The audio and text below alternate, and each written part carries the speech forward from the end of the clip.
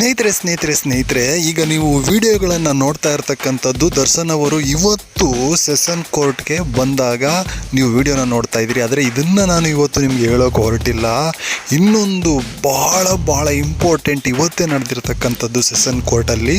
ಅದು ಏನಪ್ಪ ಅಂತ ಅಂದರೆ ಆ್ಯಕ್ಚುಲಿ ಒಂದು ಹುಡುಗಿ ಯಾವ ರೀತಿ ಫೋಟೋನ ಕ್ಲಿಕ್ಕಿಸ್ಕೊಂಡು ಸಂಭ್ರಮಾಚರಣೆಯನ್ನು ಪಟ್ಟಿದೆ ಅನ್ನೋದನ್ನು ಈಗ ನಿಮಗೆ ನಾನು ತೋರಿಸ್ತಾ ಹೊರಡ್ತೇನೆ.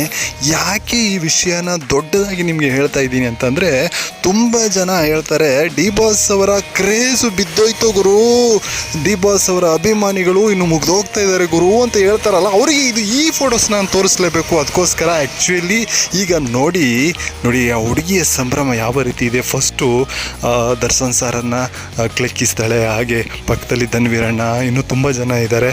ಆದರೆ ಆ ಹುಡುಗಿ ತನ್ನ ಫೋಟೋಸನ್ನು ಸ್ವಲ್ಪನೇ ಕ್ಲಿಕ್ಕಿಸ್ಕೊಬಂದು ಕೊನೆಗೆ ಆ ಫೋಟೋನ ಅಂದರೆ ದರ್ಶನ್ ಅವರು ಮತ್ತು ಆ ಹುಡುಗಿ ಇರ್ತಕ್ಕಂಥ ಫೋಟೋನ ಕ್ಲಿಕ್ಕಿಸ್ಕೋತಾಳೆ. ಆ ಫೋಟೋನ ಕ್ಲಿಕ್ಕಿಸ್ಕೊಂಡಾಗ ಆ ಹುಡುಗಿಯ ಮುಖದಲ್ಲಿ ಮಂದಹಾಸವನ್ನು ನೋಡಬೇಕು, ಆ ನಗುವನ್ನು ನೋಡಬೇಕು. ಅಪಾಪ ನೀವು ನೋಡ್ತಾ ಇರ್ಬೋದು ಯಾವ ರೀತಿಯ ಎಲ್ಲಿ ಎಷ್ಟು ಲಕ್ಷ ಕೊಟ್ಟರು ಆ ಒಂದು ನಗು ಸಿಗೋಲ್ಲ ರೀ. ಎಸ್ ಅಂದರೆ ದರ್ಶನ್ ಅವರ ಪಕ್ಕದಲ್ಲಿ ಕುಳಿತುಕೊಂಡೆ ನಾನು, ಅವರ ಪಕ್ಕದಲ್ಲಿ ಕುಳಿತುಕೊಂಡು ಫೋಟೋ ಕ್ಲಿಕ್ಕಿಸ್ಕೊಬಿಟ್ಟೆ ಅನ್ನುವಂಥ ಆ ಒಂದು ಸಂಭ್ರಮದ ಆ ನಗು ಇದೆಯಲ್ವಾ, ಅದು ನಿಜವಾದ ನಗು. ಆಮೇಲೆ ಹುಡುಗಿರಿಗೆ ಯಾಕೆ ಈಗ ಇನ್ನೂ ದೊಡ್ಡ ಮಟ್ಟದಲ್ಲಿ ಕ್ರೇಜು ಶುರುವಾಗಿದೆ ಅಂದರೆ, ಎಸ್ ದರ್ಶನ್ ಅವರು ಒಂದು ಹುಡುಗಿಗೆ ಏನು ಮೆಸೇಜ್ ಕಳಿಸಿದ್ದಕ್ಕೆ ಇಷ್ಟೆಲ್ಲ ನಡೀತು ಅಂದರೆ, ಒಬ್ಬ ಹೆಣ್ಣು ಮಗಳಿಗೆ ಯಾವ ಮಟ್ಟಿಗಿನ ಒಂದು ರೆಸ್ಪಾನ್ಸು ಅಥವಾ ರೆಸ್ಪೆಕ್ಟು, ಒಂದು ಗೌರವವನ್ನು ಕೊಡ್ತಾರೆ ಅಂತ ಈ ಹುಡುಗಿರಿಗೆ ಇವಾಗ ಇನ್ನೂ ಚೆನ್ನಾಗಿ ಗೊತ್ತಾಗ್ಬಿಟ್ಟಿದೆ ಈಗಾಗಲೇ.